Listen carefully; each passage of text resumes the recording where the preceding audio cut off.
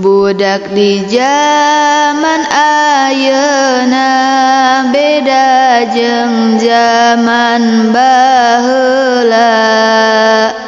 Kacida pisan bedana dina panitah kolotna.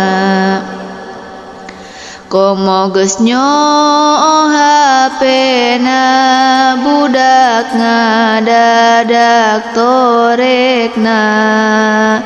Fokus kana main gamena FB WA jeung IG-na.